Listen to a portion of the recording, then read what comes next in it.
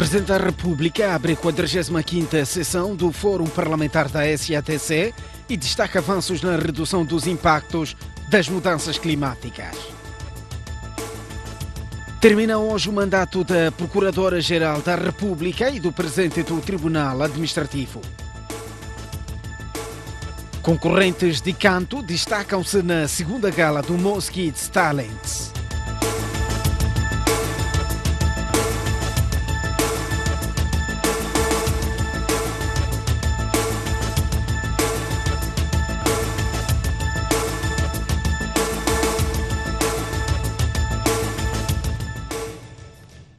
Muito boa noite e este é o Jornal. O Presidente da República dirigiu hoje a cerimónia de abertura da 45ª sessão do Fórum Parlamentar da SADC. Na ocasião, Filipe Nunes falou dos avanços dados para a redução dos impactos negativos das mudanças climáticas. Por outro lado, Filipe Nunes diz que Moçambique tem uma reserva de 30% para as áreas de conservação.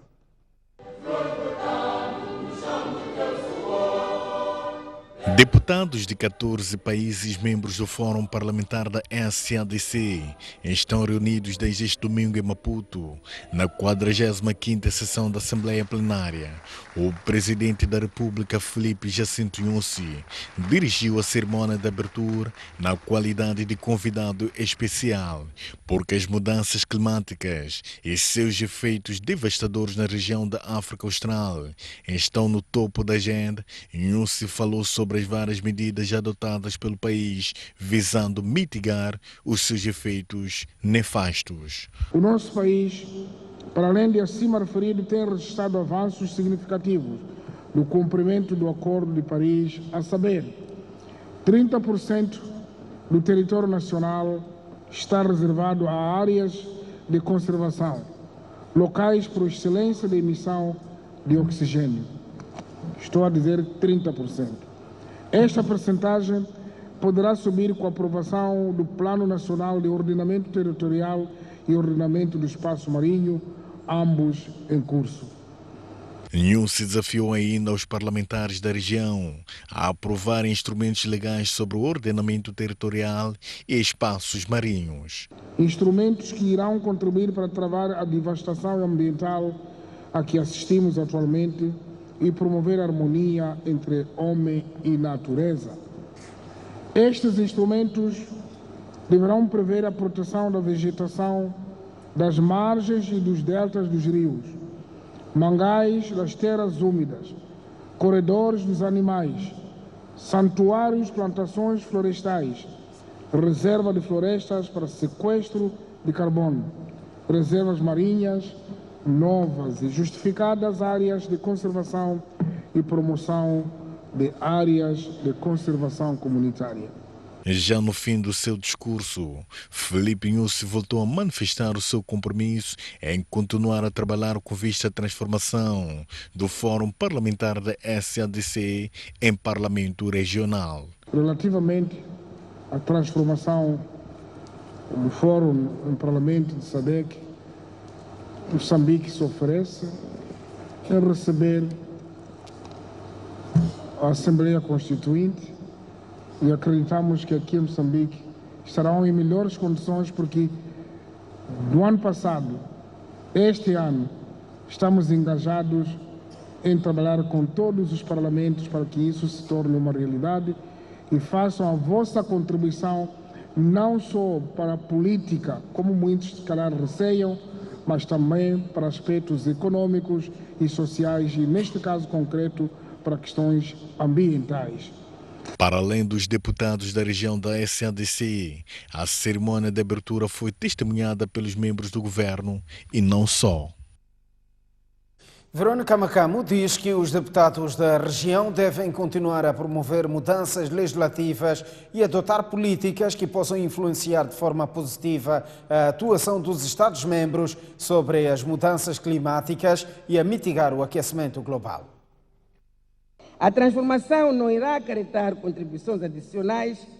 Na qualidade de anfitriã, E presidente da Comissão Executiva do Fórum Parlamentar da SADC, Verônica Macamo, considerou este domingo ser importante que os parlamentares assumam o papel de liderança no debate e tomada de medidas para que todos os países se empenhem para contrariar o aquecimento global devido às emissões do gás de estufa. Chegou o momento dos parlamentos nacionais trabalharem vigorosamente juntos, para demonstrar que a região da SADC pode ser uma zona favorável aos cuidados ecológicos, de agir rápida e eficientemente e contribuir para reduzir as emissões de gás de estufa no contexto do aquecimento global. A transformação do Fórum Parlamentar em Parlamento Regional da SADC também mereceu a atenção do presidente do Parlamento angolano. Estamos certos de que podemos contar com o vosso apoio para que este vosso e nosso desejo se torne uma realidade na próxima cimeira da SADC, a realizar-se em agosto na Tanzânia, com a transformação do Fórum Parlamentar em Parlamento da SADC. Os dois dirigentes foram unânimes em afirmar que o lema da 45ª sessão da Assembleia Plenária mostra-se oportuno em virtude dos efeitos devastadores das mudanças climáticas na região da SADC e não só. Terminam hoje os mandatos da Procuradora-Geral da República e do Presidente do Tribunal Administrativo. Beatriz Buchili dirige a PGR desde 21 de julho de 2014. Grandes desafios vos esperam. Foi em julho de 2014, quando faltavam 6 meses para terminar o seu segundo e o último mandato como Presidente da República, que Armando Guebuza fez mexidas nos órgãos da administração da Justiça, do controle da legalidade e das contas públicas. Deu uma assentada. Guebuza nomeou Beatriz Buchili para o cargo de Procuradora-Geral da República, Adelino Muxanga para Presidente do Tribunal Supremo e Machatine Mungwambe para Presidente do Tribunal Administrativo. Este domingo, os titulares dos 3 órgãos centrais do Estado terminam os respectivos mandatos de 5 anos. Entretanto, Filipe Nyusi já reconduziu Adelino Muxanga ao cargo de Presidente da mais alta instância do Judiciário em finais de maio. E na última terça-feira, o jurista de 45 anos viu a sua nomeação a ser validada pela Assembleia da República. O Presidente da República ainda não decidiu se mantém ou não Beatriz Buchili e Machatine Mungwambe nos respectivos cargos, cujas magistraturas foram marcadas pelas chamadas dívidas ocultas. Aliás, o desempenho da atual Procuradora-Geral da República será sempre avaliada em função do trabalho feito na luta contra a corrupção, com destaque para o caso das dívidas ocultas, o maior escândalo financeiro do país, descoberto no seu mandato. Buchili chega ao fim do mandato de 5 anos, com um processo sobre as dívidas ocultas remetido ao tribunal, no qual são acusados 20 arguidos, 10 dos quais em prisão preventiva. Entre eles encontram-se os nomes de Gregório Leão, antigo diretor-geral dos Serviços Secretos, SIS, Antônio do Rosário, oficial do SIS, que serviu como diretor da Inteligência Econômica, Inês Moiane, que foi secretária particular do antigo estadista, e Armando Ndambi Guebuza, filho do antigo estadista. O mandato de Buchili também foi marcado por outros processos de corrupção envolvendo altos dirigentes. São disso exemplo os casos Embraer, relacionado com a compra de aviões para a Companhia de Bandeira, LAM, e Odebrecht, ligado à construção do Aeroporto Internacional de Nacala e do Terminal de Carvão do Porto da Beira. Já Machatine Mungwambe terminou o mandato antes de decidir sobre o processo das dívidas ocultas remetido pela Procuradoria-Geral da República. Lembre-se que em janeiro de 2018, o Ministério Público submeteu ao Tribunal Administrativo um processo no qual pedia que sejam responsabilizados financeiramente os gestores públicos envolvidos na concepção e execução dos projetos da Proíndicos, MAM e Ematum. Além de decidir quem fica na direção da PGR e do Tribunal Administrativo, Filipe Nyusi deve ainda anunciar o novo presidente do Conselho Constitucional, depois da demissão de Hermenegildo Gamito, no dia 5 de junho último. O Ministério da Administração Estatal apela ao Instituto Nacional de Estatísticas e à Comissão Nacional de Eleições a encontrarem um ponto de equilíbrio em torno dos polêmicos números de potenciais eleitores da província de Gaza. Segundo a ministra de Pelouro, Carmelita Namachulua, tudo deve ser feito para salvaguardar a integridade do processo eleitoral. À margem da sessão extraordinária do seu partido, Carmelita Namachulua falou à nossa reportagem sobre os polêmicos resultados do recenseamento eleitoral em Gaza. Sem se alongar na matéria, a governante quer que o IN e o STAI tragam um ponto de equilíbrio sobre os polêmicos números. Temos acompanhado, o Ministério tem acompanhado, mas nós sabemos muito bem que tanto o STAI, a CNE, o IN, são instituições que trabalham e têm credibilidade. Por isso, vamos deixar para que efetivamente essas instituições possam encontrar um ponto de equilíbrio. Este é o comentário que nós iríamos fazer. Um equilíbrio que, segundo a ministra, deve ser encontrado por forma a salvaguardar a integridade do processo eleitoral. O que nós queremos é que tenhamos eleições que sejam livres, justas e credíveis e que vençam o melhor. Isto é que é o importante para o povo moçambicano e que o processo eleitoral sirva para a consolidação da nossa paz e da nossa unidade nacional. Refira-se que, apesar da divergência entre o número de cidadãos com 18 ou mais anos de idade recenseados quer pelo IN, quer pelo STAI, cada uma das instituições diz que os seus números são fiáveis. Moussa Abuddu foi ontem apresentado como cabeça de lista do MDM para a eleição a governador da província de Nampula. Abuddu prometeu respeitar as normas do Partido do Galo.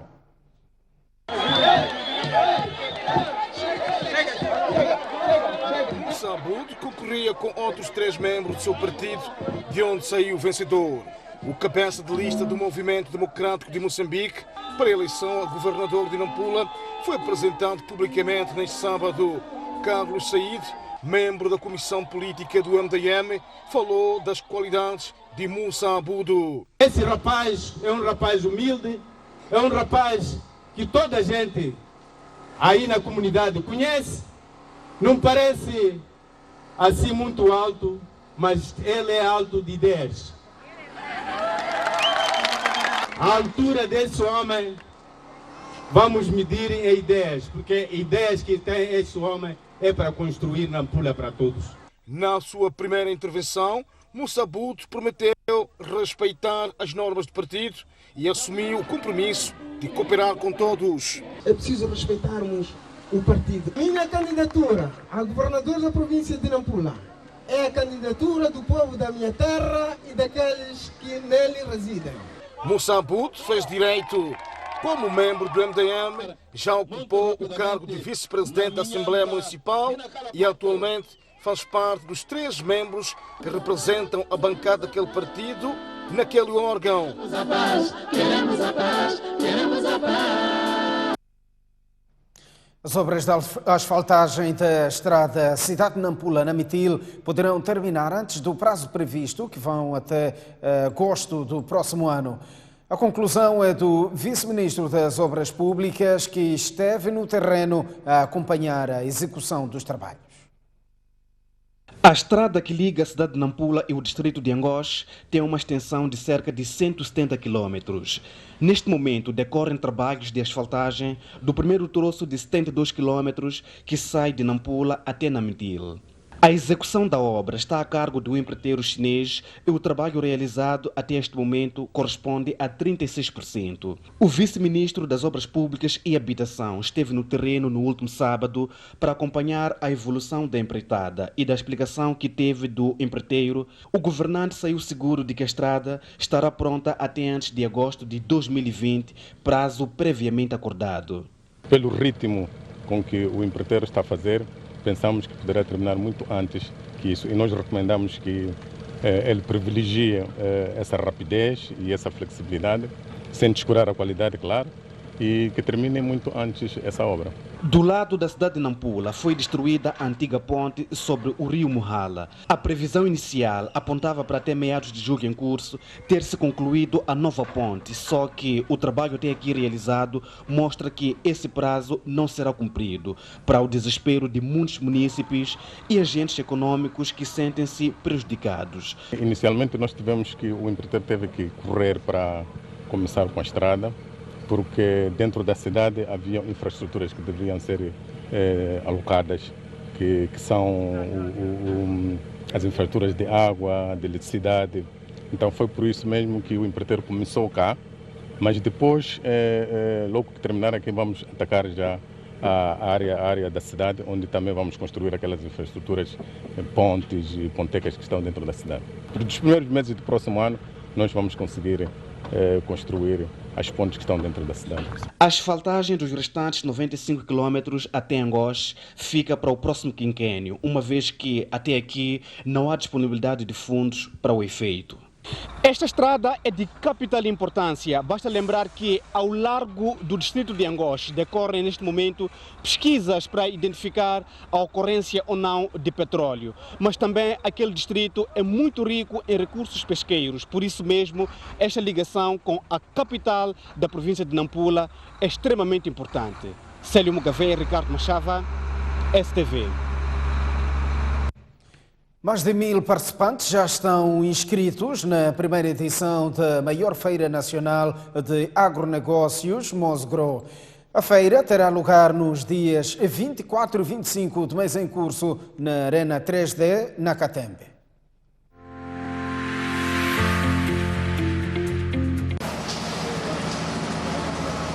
Na Arena 3D, trabalha-se afincadamente para que já esta semana tenha lugar a Feira Mosgro. Em formato de conferências, exposições e workshops, os principais intervenientes do setor de agronegócio vão, durante 2 dias, discutir as políticas, estratégias, oportunidades e potencialidades no setor do agronegócio do país e propor soluções sustentáveis. Até o momento, são 1.126 confirmações de entidades que vão participar. Na organização, há uma enorme expectativa em torno desta que será a primeira edição. É uma grande expectativa e a organização está a fazer de tudo. E os níveis de preparativos estão bastante avançados, como as imagens podem evidenciar, quer essa área, quer a área à disposição. Os estandes já estão num estágio muito avançado relativamente a outras iniciativas similares que nós tínhamos. O importante é que os expositores façam a sua parte, venham terminar a tempo as suas respectivas áreas de exposição e que os participantes atendam um contacto que a organização já está a fazer para levantarem antecipadamente os seus crachás de participação. O Mosgro Business Challenge vai reconhecer empreendedores nacionais que se destacaram no agronegócio. Dos 7 concorrentes, um é da zona sul do país. No dia 24, no final do dia, temos o Mosgro Business Challenge, que é um concurso que nós lançamos para promover iniciativas empreendedoras. Vai acontecer nesse espaço, afinal, depois de um trabalho aturrado do júri e já fez um levantamento de 7 empreendedores que vão estar aqui a defender ou a demonstrar o seu produto e a sua potencialidade. Vamos apurar os vencedores e no final do dia 24 temos então a gala onde serão conhecidos esses vencedores e também distinguidos. Matutuini estará no Mosgro e espera estabelecer contactos e atrair investidores para aquele distrito da província de Maputo com enormes potencialidades agropecuárias. A partir desta plataforma de Mosgro, nós possamos fazer contactos, possamos fazer contratos com vários fornecedores, vários intervenientes da cadeia de agronegócios, que é para poderem estar em Matutuini, porque o nosso distrito está preparado, que é para fazer o escoamento. Então, nós dizemos é de bons olhos, é de bom agrado, nós dizemos boas-vindas Mosgro. Mosgro é uma plataforma de agronegócio que junta todos os intervenientes da cadeia produtiva, industrial e comercial para a promoção de investimento e desenvolvimento socioeconômico sustentável de Moçambique. É uma iniciativa da Fundação Soico, tendo como parceiros a CTA, os bancos BCI e BNI e a cooperação austríaca. Na Vila Sede Distrital de Caia, 2 jovens recém-graduados em agropecuária dedicam-se à criação de frangos. Suleiman Ibrahimo e seu colega beneficiaram do financiamento em 600 mil meticais da agência do Zambeze.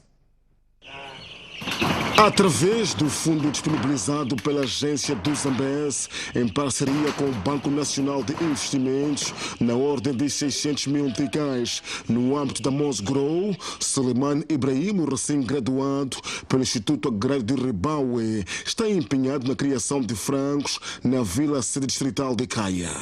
Na agência do Vale Zambeze, em parceria com o BNI, que é o Banco Nacional de Investimento, e fui concorrer, de facto fui aprovado, deram-me um valor de 600 mil meticais para começar com a construção do aviário, assim como na criação dos meus frangos.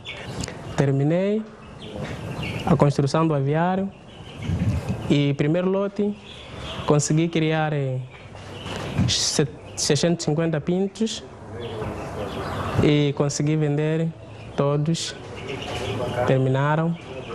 E agora já tenho o segundo lote, está a fazer aos seus 11 dias. Tenho o segundo lote com 500 pintos. Suleiman, que já sonha em ser pequeno empresário no futuro, está impressionado com o mercado. Por isso, pretende intensificar a criação de frangos. E daqui para frente, espero ter mais sucessos e ser um pequeno empresário que possa empregar alguns jovens. Como podem ver, os frangos estão nessa idade, está a fazer hoje 11 dias e o meu objetivo é, depois delas completarem 20 dias, colocar mais outro lote, de modo a conseguir fechar o mercado quanto aos clientes. Elas têm 11 dias hoje. Apliquei ontem a vacina do Combor e daqui a mais 15 dias, 20 dias, já estão no mercado, prontos para serem consumidos. Com o lucro que consegue a partir da venda de frangos, Suleiman está igualmente a empenhar-se na produção de hortícola, como forma de incrementar a sua renda.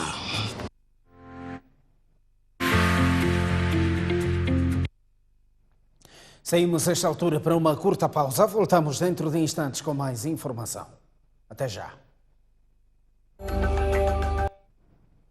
Um homem simples, dedicado à causa divina e aos pobres. Assim é caracterizado o homem número 266 a dirigir a Igreja Católica Romana. Saiba mais sobre Jorge Mário Bergoglio ou simplesmente Papa Francisco.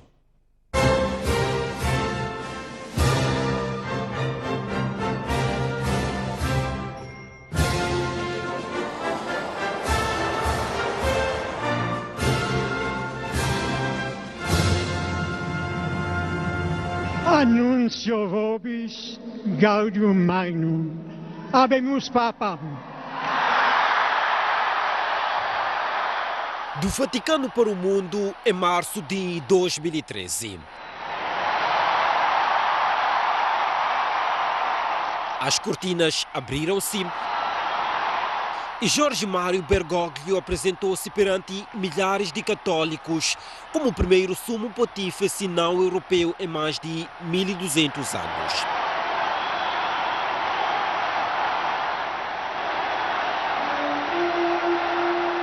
Escolheu o nome Francisco, justificando a admiração por Francisco de Assis, mas concretamente a sua simplicidade e dedicação aos pobres.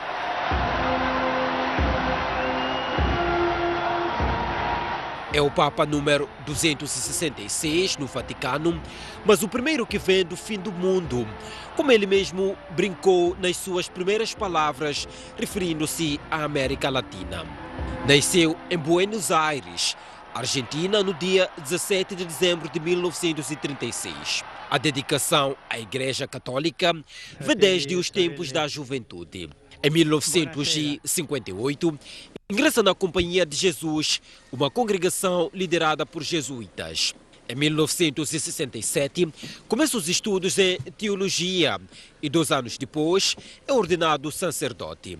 Em 1992, torna-se arcebispo titular de Buenos Aires. Em 2001, foi nomeado cardeal pelo Papa João Paulo II e no mesmo ano, o então Papa o nomeou primaz da Argentina. Em 2011, concorreu ao papado e ficou como o segundo mais votado do conclave que elegeu Bento XVI como novo Papa. E é justamente a Bento XVI que sucedeu 2 anos depois, após a surpreendente renúncia do Papa alemão devido à idade e questões de saúde. Os 2 papas encontraram-se 10 dias depois da ascensão de Francisco ao papado. O encontro entrou para a história por ter sido o primeiro entre 2 papas em pelo menos 600 anos. Juntos rezaram,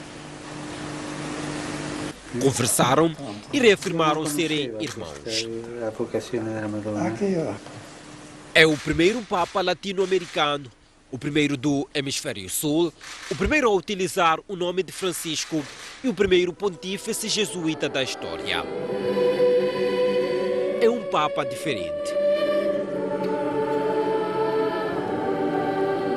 Enquanto a igreja de Bento XVI se baseava fundamentalmente na teologia, a de Francisco volta-se para o céu com uma atitude mais pastoral e próxima da terra, adotando gestos e linguagem de aproximação. Um santo padre que defende mudanças para uma igreja que já esteve em crise. Ele diz aquilo que nós podíamos pensar que é algo muito complexo, mas ele diz com maior simplicidade e a forma como ele diz, portanto, atinge o nosso coração e até certo ponto nos dá esperança, não é? De que afinal as coisas, num mundo em que cresce bastante o pessimismo e crescem posições extremistas, mas o Santo Padre tem uma palavra conciliadora, reconciliadora. Conciliador, próximo às pessoas, habituado a posar para selfies ao lado de admiradores. Um homem que ajoelhou e beijou os pés de todos os negociadores da paz no Sudão. Afinal, que Papa é este? É este representante de Cristo, não é? É estar próximo daquele que precisa do seu abraço, isso é testemunho evangélico, não é? Quando nós nos colocamos próximo daqueles que precisam de nós, nos colocamos próximos dos pobres, dos que sofrem, quando nos colocamos próximos de outros nossos irmãos que não são do meu credo religioso, mas eu posso abraçar a ele e estar com ele e dialogar e caminhar juntos. Isso é um testemunho evangélico.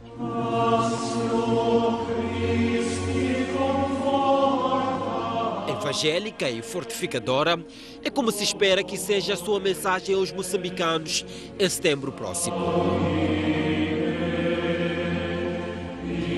As palavras que ele vai pronunciar serão palavras para todos os moçambicanos. Esperamos muito que ele verdadeiramente nos traga essa palavra da esperança, da paz e da reconciliação.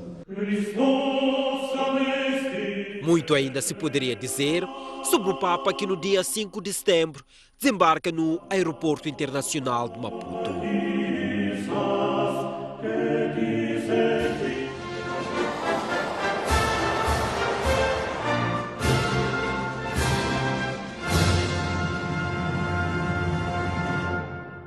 Estamos a olhar o mundo. Pelo menos 20 pessoas, entre bombeiros e civis, ficaram feridas na sequência de grandes incêndios que assolaram algumas regiões de Portugal. são considerados os piores grandes incêndios do ano em Portugal e já começaram a fazer vítimas humanas. Pelo menos 8 feridos, 7 dos quais bombeiros, foram assistidos num hospital. Um dos bombeiros mantém-se internado em estado grave. Mobilizados para os distritos de Castelo Branco e Santarém, estão mais de 1.300 homens e 14 aeronaves. Segundo a imprensa local, o incêndio da Vila de Rei é o que concentra maiores meios e mais atenção. Dados oficiais indicam que 8.500 hectares terão ardido em pouco mais de 24 horas entre a região de Mação e Vila de Rei. A tensão entre Londres e Teherão continua. A Guarda Revolucionária do Irão divulgou este sábado um vídeo na internet onde mostra o momento em que tropas helitransportadas descem até o convés do petroleiro britânico Stena. Os militares, armados e com o rosto tapado por máscaras, capturam um navio. O chefe da diplomacia britânica, Jeremy Hunt, reagiu através do Twitter e escreveu que a ação no Golfo mostra sinais preocupantes de que o Irão pode estar a escolher um caminho perigoso de comportamento ilegal e desestabilizador após Gibraltar deter legalmente petróleo com destino à Síria. E acrescentou: tal como disse ontem, a nossa reação será ponderada, mas robusta. Temos tentado encontrar uma maneira de resolver o problema da Grace One, mas vamos garantir a segurança no nosso navio. De recordar que o petroleiro iraniano Grace One foi retido a 4 de julho em Gibraltar sob a acusação de transportar petróleo para a Síria. Várias fontes diplomáticas disseram que os Estados Unidos da América pediram ao Reino Unido para apreender o navio, situação desmentida por Gibraltar. Estamos à porta de mais um intervalo, mas antes o estado de tempo para as principais cidades moçambicanas. Maputo irá registrar uma máxima de 27 graus e uma mínima de 17, 25 graus de máxima para Xaixai e 18 de mínima, Inhambane 23 de máxima e 17 de mínima. No centro do país, 26 graus de máxima em Tete, 13 de mínima, 21 graus de máxima no Chimoio e 12 de mínima. Na Beira teremos uma máxima de 24 graus e uma mínima de 18, enquanto que em Quilimane teremos uma máxima de 26 graus e uma mínima de 14. Já no norte do país, 8 de mínima para Lixinga e 18 de máxima, 28 graus de máxima para Pemba e 18 de mínima. Nampula, 25 graus de máxima e 16 de mínima. Até já.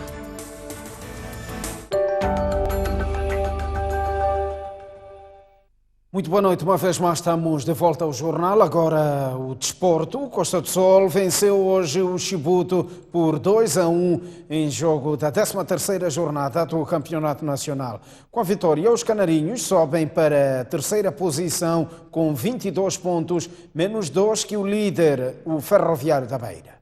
A desfilarem, o Costa do Sol que se vai apresentar. A entrada para esta jornada, o Costa do Sol tinha um saldo de 7 vitórias, contra 3 do seu adversário nas últimas 14 partidas realizadas entre ambos no campeonato. E os canarinhos quiseram justificar as estatísticas logo no primeiro minuto. Neste lance em que, após um passe, Shawa desferiu um remate. Maite esteve atento e, na sobra, a defensiva tratou de sacudir a pressão. Estavam fortes os donos da casa. Em tarde fria, Joane de longe desferiu um míssil que pôs a mão de Maite aquecida. Estava feito o aviso porque 4 minutos depois veio o golo. Remate de Evangá, Maite defende e na recarga o capitão deu o exemplo e encaixou a menina no fundo da baliza. À passagem do minuto 22, o mesmo El Capitão podia ter bisado na partida. Vejam que fez bem a finta ao adversário, até aí tudo bonitinho, mas o remate esse saiu torto. Aos 27 minutos surge a resposta dos forasteiros. Cruzamento de mestre feito por Yannick, a bola chega a Eldinho, que de cabeça mostrou as suas intenções, mas Vitor estava no lugar certo. Aos 43 minutos, o Costa do Sol chega ao segundo por intermédio de Evangá, no lance irregular. É que no momento em que Nené faz o lançamento, levanta a perna, bola mal lançada.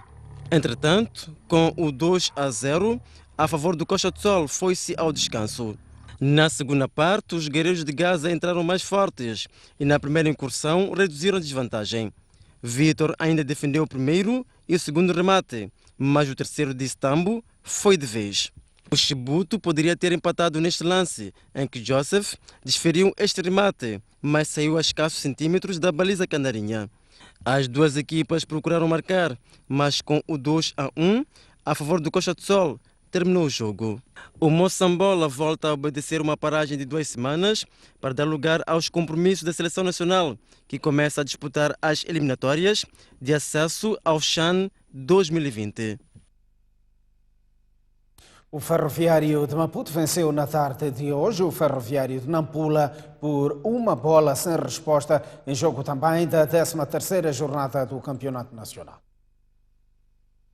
Era a estreia de Aquil Marcelino, a possível lufada de ar fresco para tirar a equipa de Nampula da zona de despromoção, mas mais frescos pareciam estar os pupilos de Daoud Razak, que no segundo minuto fizeram o primeiro remate do jogo por intermédio de Quito.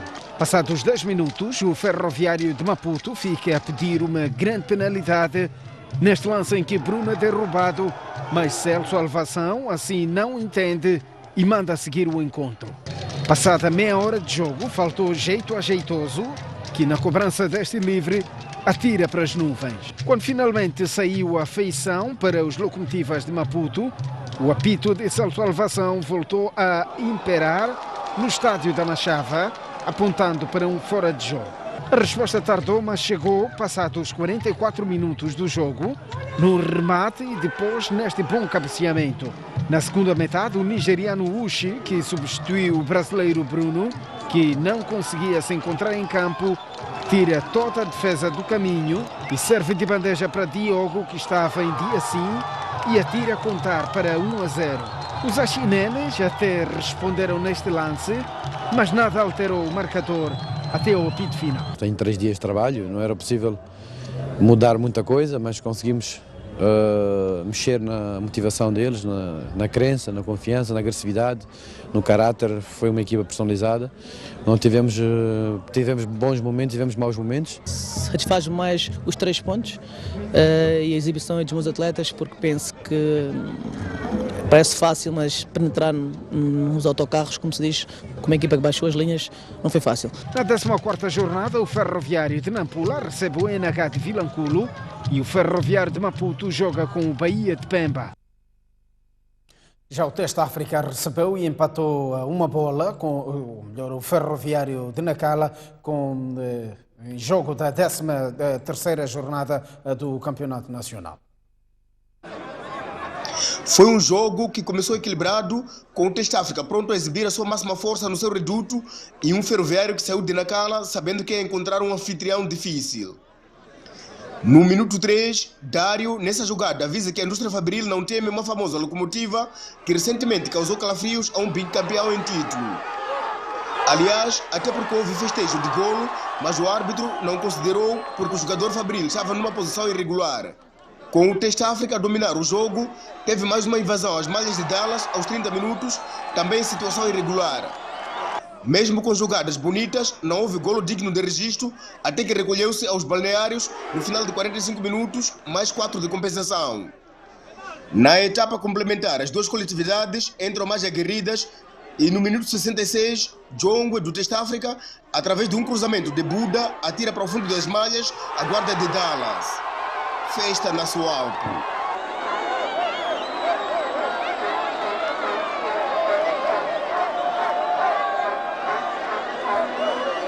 A locomotiva nacalense não se deixa intimidar, vai daí que aos 78 minutos faz o golo de empate por intermédio de Massawa. Com o igual, terminou a partida em que Teste África teve mais posse de bola e chance de ganhar. São 2 pontos que perdemos aqui e não estava nas nossas cogitações, mas temos que aceitar. Quarta-feira mais um jogo com o União? Não tenho essa informação ainda. Jogamos num campo difícil. Sabíamos que teríamos muitas adversidades no próprio jogo e foi o que aconteceu, e tenho que parabenizar a eles por terem tido capacidade de sofrimento e sairmos daqui deste campo difícil com 1 ponto. Moçambique perdeu este domingo com o Canadá por 60-59 em jogo da 2ª jornada do Mundial de Basquetebol Sub-19. Num jogo decidido nos últimos instantes, o Canadá entrou melhor controlando o primeiro quarto, com um parcial de 29. O segundo quarto foi equilibradíssimo, com os moçambicanos a darem muita luta, mas o Canadá venceu pelo parcial de 17-15, saindo o intervalo com uma vantagem de 37-24. Disputadíssimo, o terceiro quarto foi o mais produtivo em termos de pontuação para Moçambique, que fez 19 pontos, os mesmos que o Canadá. Mais esclarecido na quadra, Moçambique fez um quarto de bom nível e forçou o Canadá a marcar apenas 4 pontos, vencendo pelo parcial de 16-4. Ainda assim, o Canadá venceu o jogo por 1 ponto, ou seja, 60-59. Com um duplo-duplo, ou seja, 23 pontos e 11 ressaltos, Shania Pinto liderou a seleção nacional neste jogo. A extremo oposto foi indicada sábado para o 5 ideal da primeira jornada do Mundial.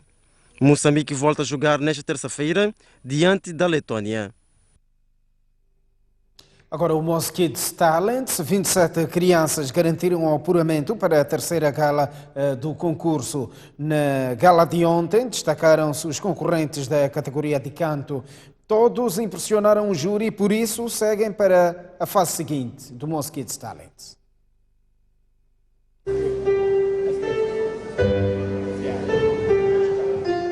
Floise Samad interpretou um Gachupé Quincata de Fanny Mfumo e garantiu o apuramento para a terceira gala do Mosquitos.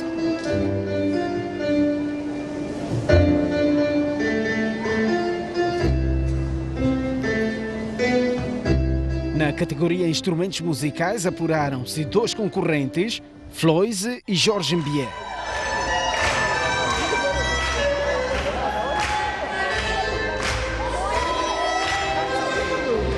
Nesta segunda gala, na categoria de teatro, passaram para a fase seguinte os atores Tassiana e Sharmila, Nadine e Custódia, Dionísio Custódio e Riaz e Wanda.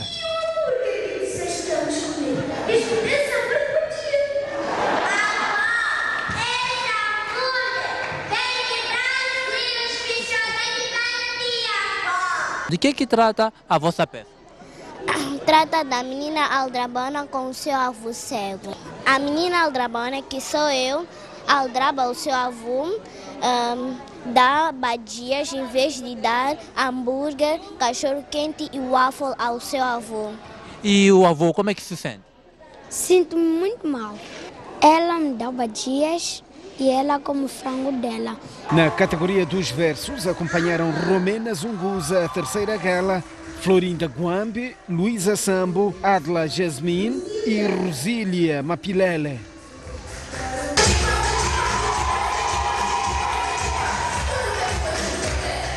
Na dança, Ninkateko Gune segue para a fase seguinte do concurso com mais 6 concorrentes, entre eles a dupla Kaila e Kiara. Foi muito boa, emocionante, senti-me como uma estrela. Como é que vocês se prepararam? Nós tivemos um ensaio, né, com o meu primo e foi muito bom. Nós vamos continuar a dançar, mostrar o nosso melhor. Desta vez todos os 8 concorrentes de canto conseguiram impressionar o júri, por isso passam para a fase seguinte. Eu me senti um bocadinho nervosa no palco, mas depois fiquei mais suave. Ao todo, passam para a terceira gala do Mosquitos Talents 27 concorrentes.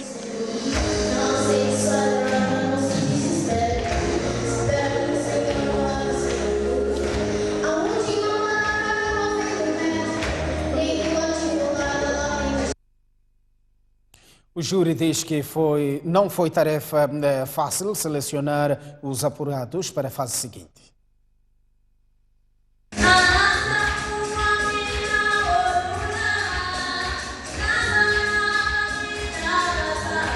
Os membros do júri do Mosquitos Talents já estão habituados a apurar concorrentes. No entanto, mesmo com essa experiência, tiveram muitas dificuldades na segunda gala.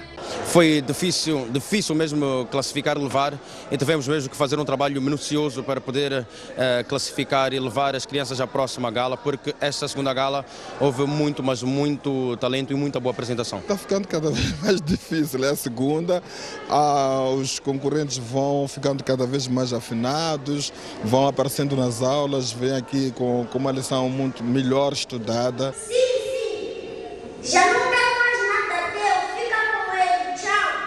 De tantos concorrentes bons num concurso, o júri decidiu apurar 27 crianças ao invés de 24 previstas. Muito talento, muita disputa.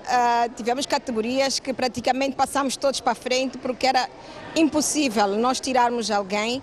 No próximo sábado, no Cine Scala, subirão ao palco os concorrentes apurados na primeira e na segunda gala.